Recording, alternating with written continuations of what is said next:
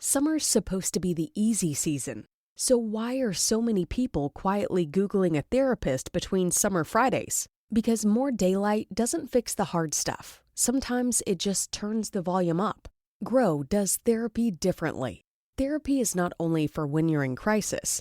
Grow Therapy is here for all the moments when you decide you want more. More support, more clarity, more tools. Mental health isn't a destination you reach, it's something you build, and Grow makes that easier. Grow connects you with thousands of high-quality licensed therapists across the U.S., offering both virtual and in-person sessions, nights and weekends. You can search by what matters, like insurance, specialty, identity, or availability, and get started in as little as 2 days. There are no subscriptions, no long-term commitments. You just pay per session. Grow helps you find therapy on your time. The therapist you want takes your insurance on Grow. Grow accepts over 125 insurance plans. Sessions average $21 with insurance, and some pay as little as $0 depending on their plan. Visit growtherapy.com/booknow today to get started. That's growtherapy.com/booknow. growtherapy.com/booknow. Availability and coverage vary by state and insurance plan. Why Judeo-Christian worldview matters. That's the topic of today's Bold and Blunt. And I'm your host, Cheryl Chumley, giving you a Christian conservative look at today's news, politics, culture, and events. You notice how many on the conservative side of things, many in Christian media talk about Judeo-Christian principles and the need for America to reclaim its Judeo-Christian foundation. Do you ever wonder about the meaning of that, Judeo-Christian, why that's so important? Why a worldview of Judeo-Christian principles matter? Well, the foundation of liberty, 917 Society writes in a July 2025 headline, How Judeo-Christian Principles Built a Nation for All. Really, without Judeo-Christian principles, we don't have an America. We don't have an America rooted in the ideal of God-given rights and liberties. That's how important Judeo-Christian principles are. But before I get into more of that, I'd like to quickly mention, if you like Bold and Blunt, you may get Bold and Blunt at Real Life Network. That is the faith-based news outreach of Pastor Jack Hibbs's church in California, Calvary Chapel, Chino Hills, California. They have some great audio and video podcasts, mostly over there now. My video Bold and Blunts are posted. I don't send my audio ones too much because really video gets wider play anyhow. But if you're looking for a place for all your faith-based news to put into perspective from a Judeo-Christian perspective, what's going on in today's world, just head to Real Life Network, RLN. You can just enter your email address and you'll get subscribed, and you'll be able to access all their stuff.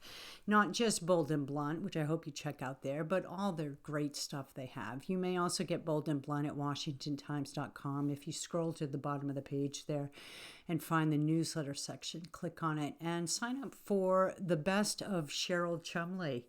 You'll get delivered to your email box my commentaries, my audio Bold and Blunts, and my video Bold and Blunts. Had a great one.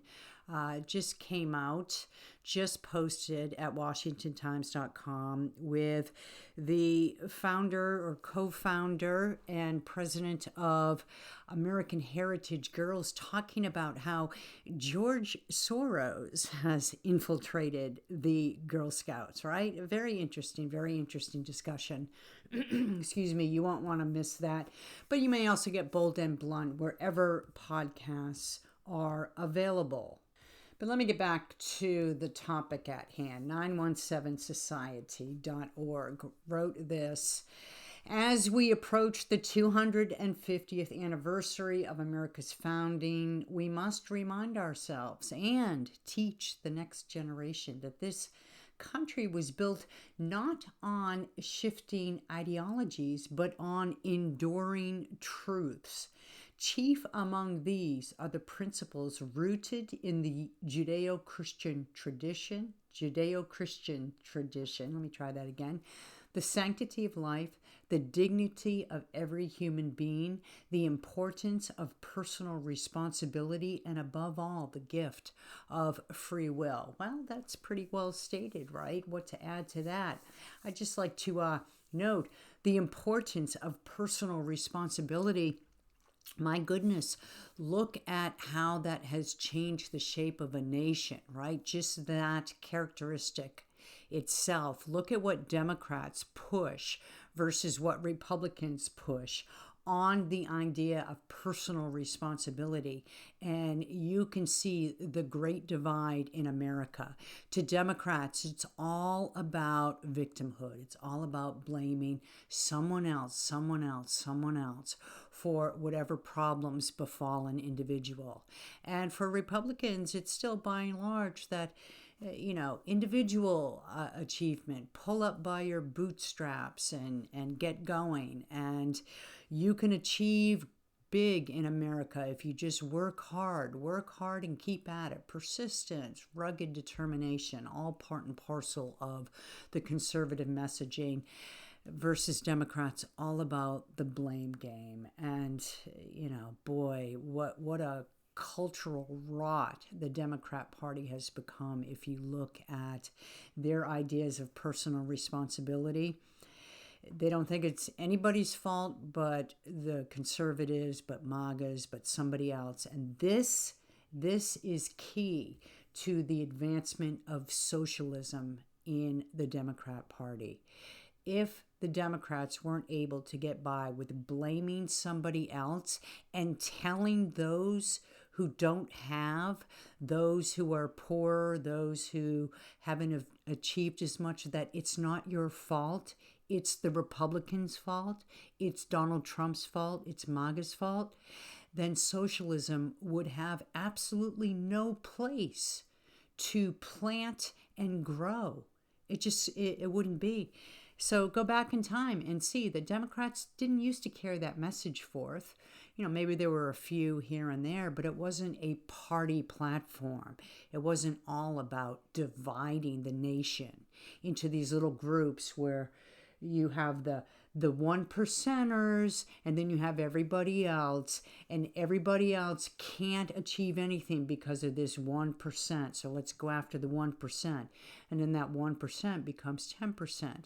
And then that 10% becomes 20%, and so on and so forth, because Democrats love to divide into little populations, right? All of society. So then they can pit these little populations against themselves and create this chaotic situation where people are demanding for help. And who comes in to offer help? And that's help in air quotes. But the Democrats who calm and soothe and say, it's not your fault. It's because they have. So let's take from them and give to you. And then you'll have too.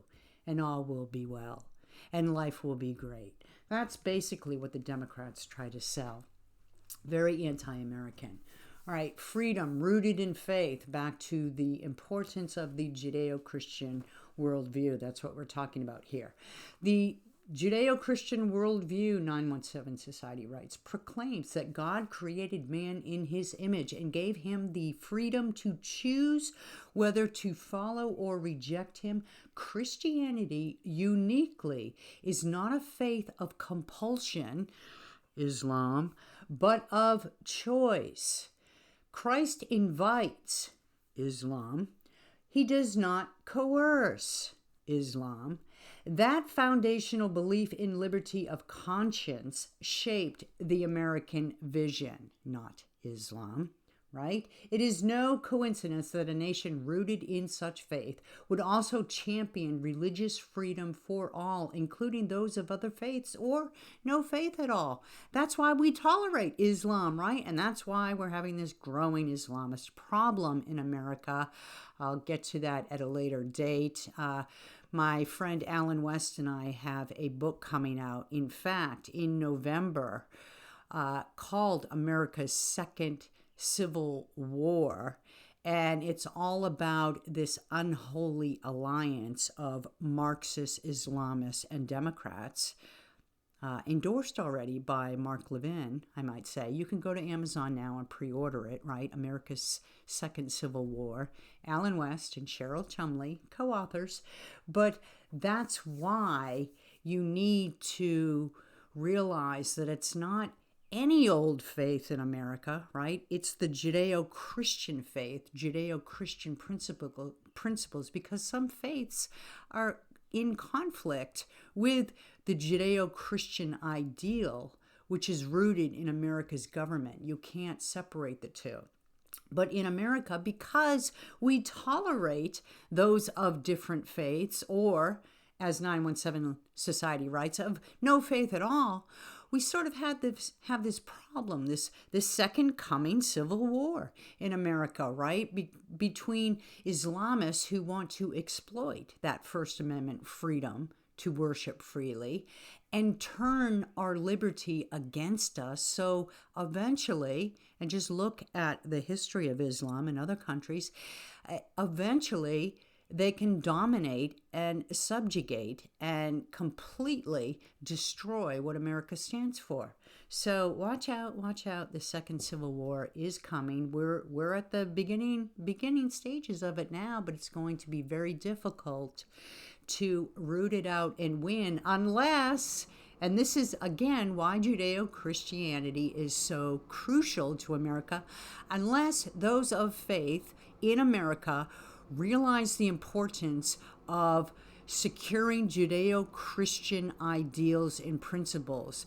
Because if Americans realize where their rights and liberties come from, God, then government will be kept in its proper role of subservience to the people, of only preserving and protecting what's already God-given to the individual.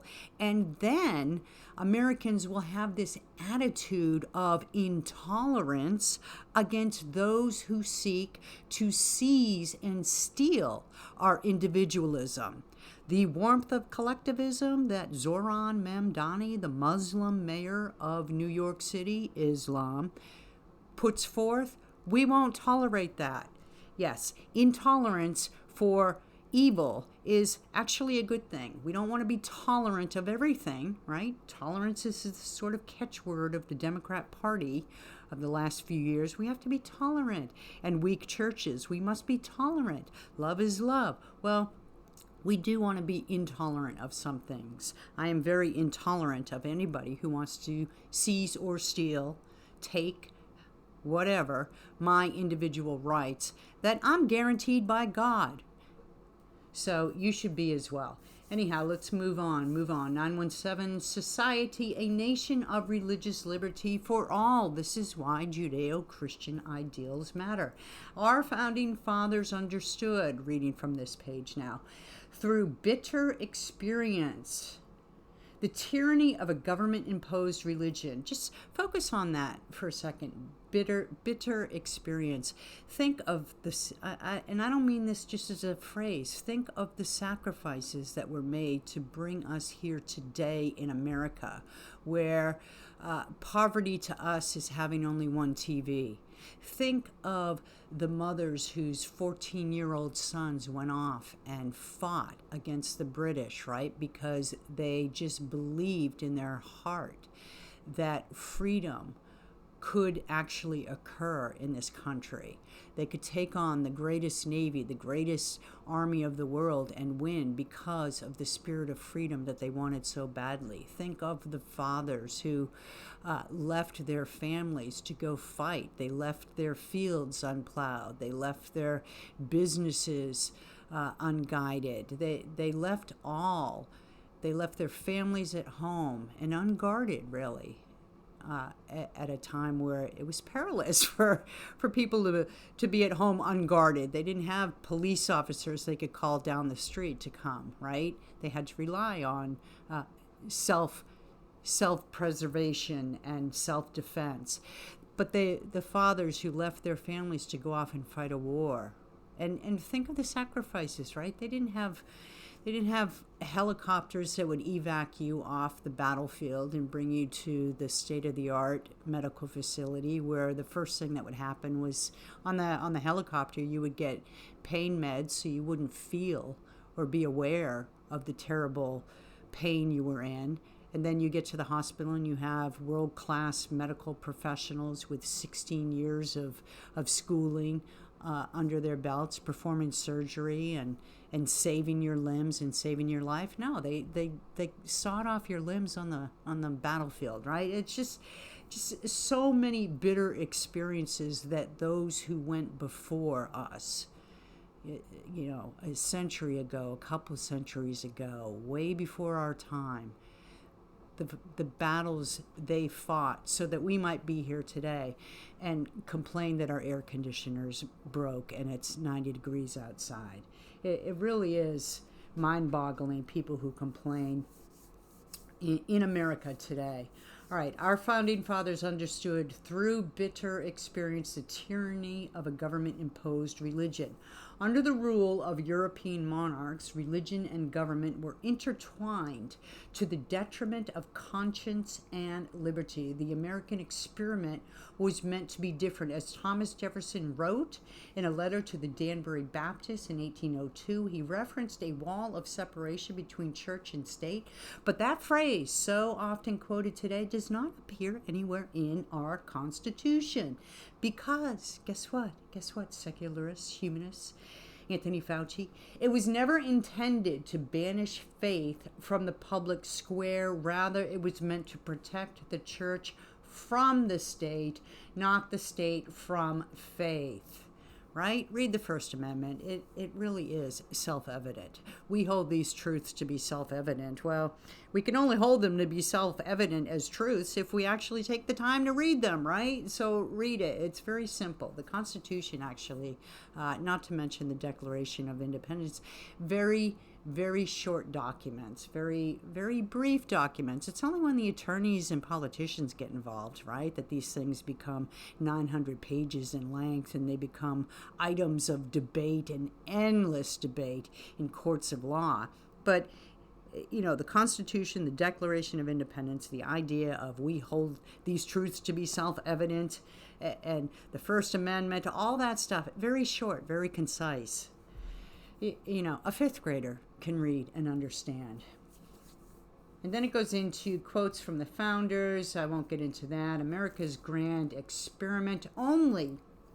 Here we go. 917 Society, way to go. This is well written. America's grand experiment. Only in a country grounded in moral truth and religious liberty could such a diverse people come together in freedom. Look, right there. That's the unifier of America. God, right? Forget the political parties. Forget the socialists and communists and Marxists of the left in the Democrat Party versus the patriots and freedom fighters and lovers of individualism on the right. The unity in America comes from God, comes from the concept of all are created equal with unalienable rights, life, liberty, pursuit of happiness, and that these rights are guaranteed at birth by the Creator, by God. Everything else comes below that. So as humans, no matter skin color, no matter sex, and there are only two, no matter class, societal class, meaning how rich you are versus how poor, no matter what your family life, your structure, your education is like, we're all one and the same when it comes to God-given individual rights and liberties. And that unites us as a nation. And that's why America's different from every other nation in the world. And that's why America's exceptional and the best nation in the world. But, you take out that worldview and what do you got? You got what I mentioned, America's second civil war, and you've got all this chaos in government. And here to put it a little bit into perspective, talk about what's going on, both from the Iran war to the state of America's Judeo-Christian founding is Troy Miller, CEO of NRB. Troy, I want to thank you so much for being back on Bold and Blunt. You really are a cherished and favored guest. Thank you for being here, Troy. Oh, Cheryl, thank you, and it's great to be with you again. Yeah, it's been too long, and you have been very busy as always. I know you just got back from a trip to Israel once again. You know, with the Iran war and all this open criticism between Benjamin Netanyahu and Donald Trump that we've been seeing here in America, what's it actually like there on the ground in Israel? Well, I was there just a few weeks ago, and I kind of was there in the lull. I arrived just after, I think, the last Iranian missiles were launched on a Sunday. I arrived on that Monday. And so for the 2.5 weeks I was there, it was pretty quiet. And of course, the chief thing was talked about was this memo of understanding that the White House was pushing at the time. And I can tell you at the time, the Israelis are just incredible people, incredibly resilient to be able to get on there with their lives, with this always hanging over their head, never knowing when the sirens will go off, never knowing when their many fronts of enemies will attack. But there was at that time, I think, Cheryl, I would describe it as a kind of hopeful pessimism.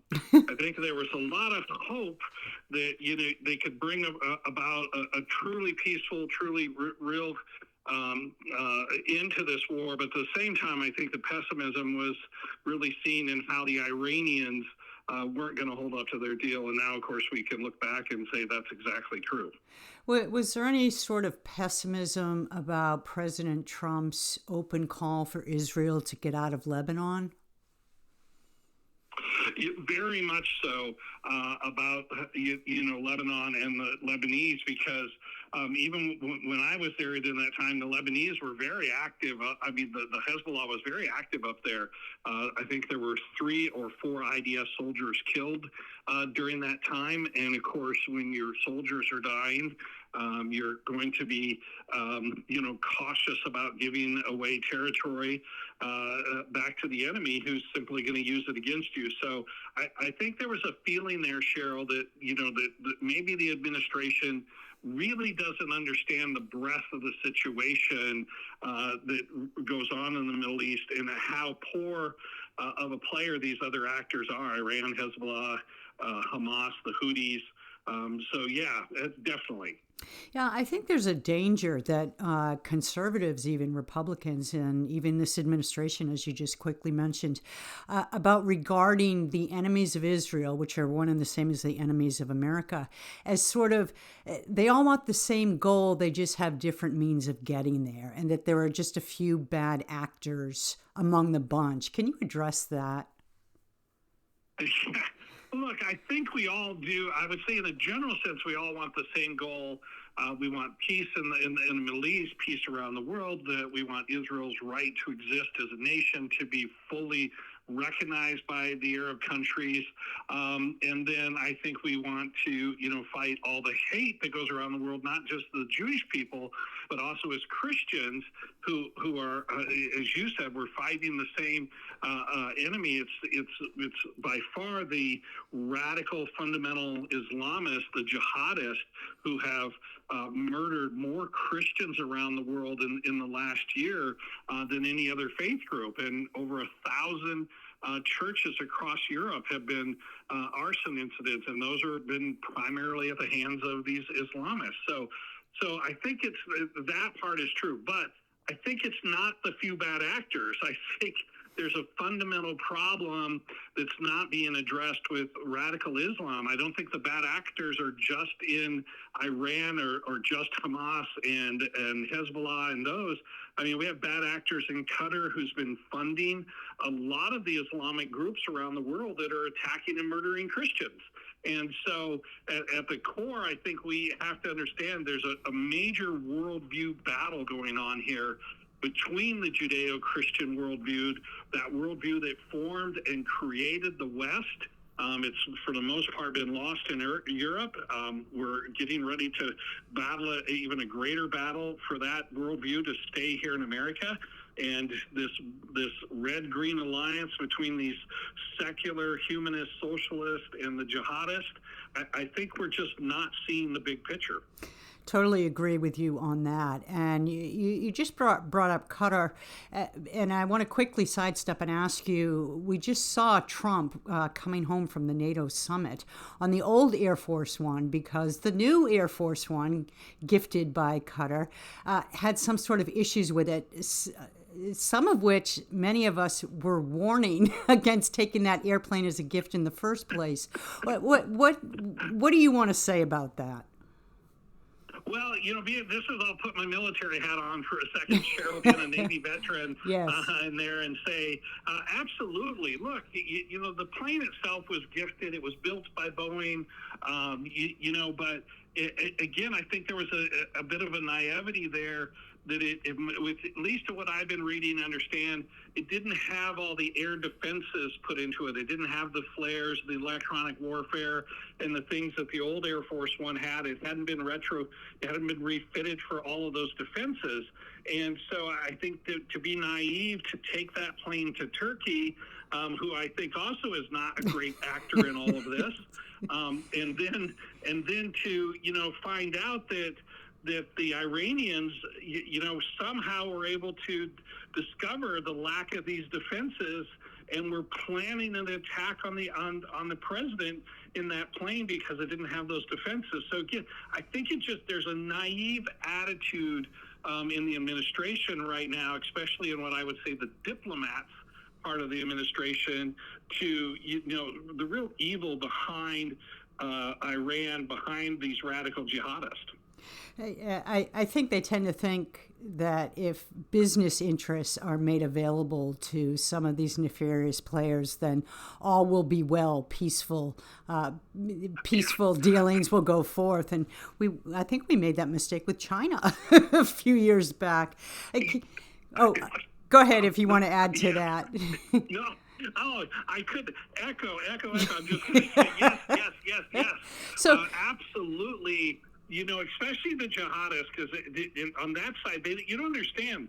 They're believing an end times view that they're living in, that this war is actually an end times in their view is folding out in front of them, and they're not going to give up that deep faith that they believe that they are pleasing their God and nothing higher could be for them. Business interests, life itself is not even of the highest interest to them, because they believe if they're martyred, they go right into heaven. So I think it's very naive to not understand how deeply rooted this faith is with them, and that is the most important factor.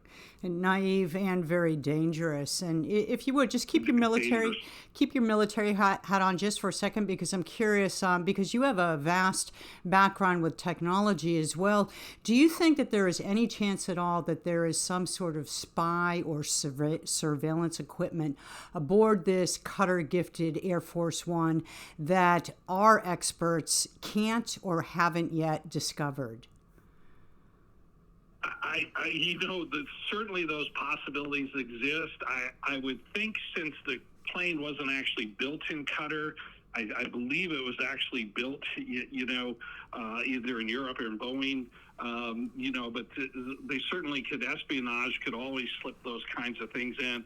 I really think that our guys probably have gone through that. I think it was just that the plane really wasn't built to the same standards that if it had been designed by our military, by our intelligence personnel and our security, it just wasn't built to those same standards. So having that electronic warfare equipment, having that anti-missile equipment, having the kind of communications, jamming and things they need, I just think it's a bad idea for the plane altogether. I think it's going to cost millions to get it to the security level that we would feel comfortable to put a president of the United States on it.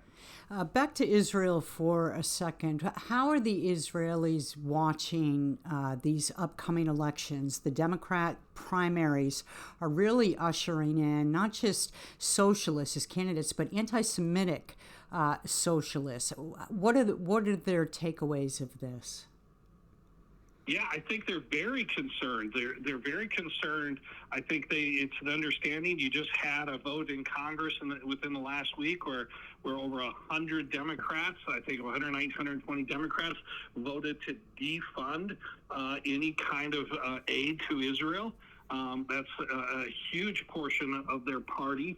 That's there. You have a kind of very growing anti-Israel, mainly out of an America First kind of attitude growing on the far right of the Republican Party. So I think they're looking at the American, politics and where this might be shifting.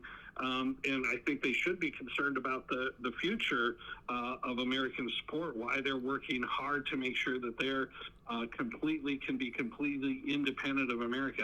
I don't think we're there yet. I don't think we're going to get there, but I think if we lose the Congress or the White House, these ideologies are going to be pushed even harder.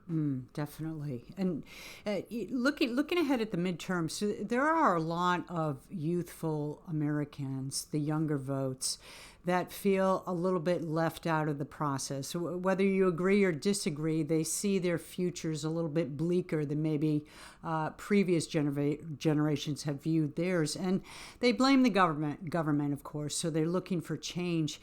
But how do you talk to the younger generations about the importance of Israel and remaining an ally to Israel, a loyal one, while at the same time dealing with their real concerns about gas prices and things like that? Yeah, and you're exactly right. I think there's they feel disenfranchised, I think, from the current what government has given them or promised them over the last couple of decades. And a lot of them are war weary. They saw older brothers and sisters, cousins, uncles, go into the Gulf Wars and really kind of come out of it with nothing to really show for. Afghanistan went back to the Taliban. Iraq is still teetering on, who's going to control it. And so you add this in with the fact they're behind their parents' generation in, home ownership and where they're at. I think there's, as you said, they feel very disenfranchised. And then you have the whole DEI movement that villainized a lot of these people for a decade and a half. So you put all of that together and you really have this kind of pushback, and Israel is caught up in that. Cheryl, I think the biggest thing goes back to helping them understand the bigger picture and not get caught in the little microcosm issues. Not that Israel's little, but it's a subset issue of the bigger picture of the Judeo-Christian battle, because there have been tens of thousands of Christians that have been murdered over the last decade by these radical jihadists, and now they're here in the country. And Israel, I think they have to understand, is on the front lines of this battle, and has been on the front lines of this battle. And if Israel falls, then America will be the top target. We're already a target. We already have a number of things. I saw just recently that law enforcement has started to issue warnings here in the U.S. about possible terrorist attacks. And in some of the briefings that we've heard, I think we're in for a very dangerous time between now and the elections in the U.S., and to also realize there are elections that will be happening in Israel in October. And just finish up with this, Troy, because you sit at the top of a very influential organization, NRB, filled with Christians who serve in various capacities in the media and in the press. And what are some of the issues that NRB is looking at right now and in the immediate future? Well, I think some of the ones in front of us, again, we're working with a lot of Christian communicators. And let me give Christian communicators a big shout out, because if it wasn't for Christian communicators who have been getting the truth out while mainstream media has been pushing, fake news and propaganda and things out, Christian media has really stepped up, and it's become a very valuable source for a lot of people out there to get to Christian community, to get to trusted communicators like you, and to be able to hear the truth. And I think we're really pushing that, especially going into the midterms, encouraging people to get out and vote. This is not a time to sit at home. We don't have any major victories here that can't be pulled back. So we need to get out there. We need to be vigilant. We need to be stewards, good stewards like God calls us to be with our citizenship, just like we are with our other resources that God has given us. And so that's something we're really concentrating on over the next several months. Excellent. I have very little patience for Christians who won't vote because they don't feel it's their Christian duty. Troy, I want to thank you so much for coming back on Bold and Blunt, and thank you for all the work you do. I appreciate you. Well, same here, Cheryl. Thank you for having me and for all the work you do to be one of those bold communicators that gets the truth out. Keep it up. We pray for you every day. Oh, excellent. Thanks, Troy. I love it when people pray for me. I really do. So if you're out there and you're looking for something new to pray for, think of me. I'll take any and all prayers. I want to thank you for listening. Remind you, if you like Bold and Blunt, you may get Bold and Blunt at edify.app, at Real Life Network, at WashingtonTimes.com, and of course, wherever podcasts are available. Tune in next time. In the meanwhile, don't forget, stay blunt, stay good.